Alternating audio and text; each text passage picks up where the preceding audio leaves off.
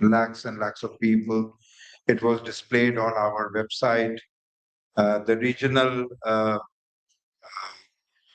committees were activated to, in fact, go and talk to different sections of the population. We had interaction with parents, teachers, other stakeholders uh, from different parts and different echelons of our society.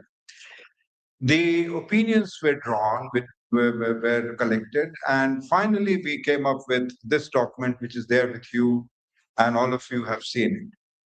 This document became the basis of the 10 sessions that we had this morning from 11, 12 onwards. It was debated, all the important considerations were debated, modifications have been incorporated. And I'm happy to share with you that the report from all the 10 sessions, the 10 chapters that we had in the book, uh, the recommendations were in favor of the modifications which have been suggested here. There were certain areas where people needed more clarity. They have already submitted their written remarks and their observations, and all these will be considered by the scrutiny committee. So today we have achieved something that perhaps would be historic, that we are going to formally adopt, with your consent, the people's education policy with modifications as introduced in different sessions listed here, and those which have already been received by us.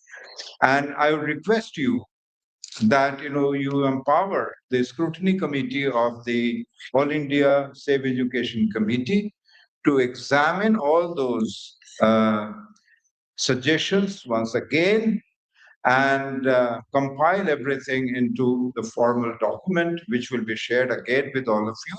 And that will be the formal document. But having said that, the fine tuning of the document may take time, but today we are adopting uh, the uh, the people's education policy in response, which is largely in response to the NEP 2020, which we consider to be extremely undemocratic in content, and uh, it is non-secular, it is unscientific, it is not based on the principles of inclusion, uh, and of course, it encourages privatization.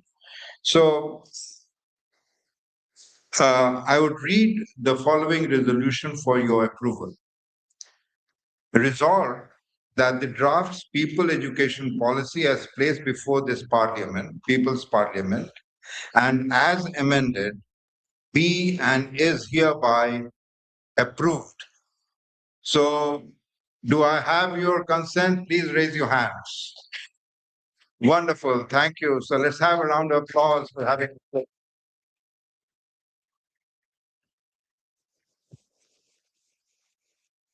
The House further resolves that the People's Parliament hereby authorizes the Scrutiny Committee and the Presidium of All India Safe Education Committee to compile the accepted amendments, make such incidental or consequential changes as may be necessary, and incorporate the suggestions received herein to the extent that they are consistent with the spirit and objectives of the people's education policy. So do you also accept this? Do I have your approval? Thank you very much. So with this, as the Speaker of this People's Parliament, I declare the People's Education Policy to be approved and adopted at the Bangalore meet of the Safe Education Committee with your support by the People's Parliament. We are now left with two more aspects on the agenda. One is adoption of the Bangalore Declaration, which follows adoption of People's Education Policy. But I would take your approval to uh, take your approval for the members who would constitute the scrutiny committee on behalf of the All India Education Safe Education Committee. Professor H.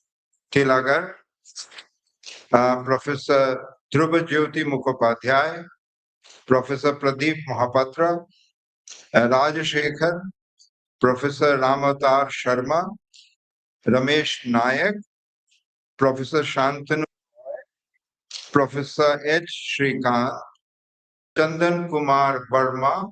We have included Chandanji precisely because he has legal training, and the document would also require some kind of fine tuning on the legal lines so that we remain absolutely clear on certain provisions of the law. So, do I have approval of this scrutiny committee? Please raise your hands. Thank you. Thank you very much. Thank you very much.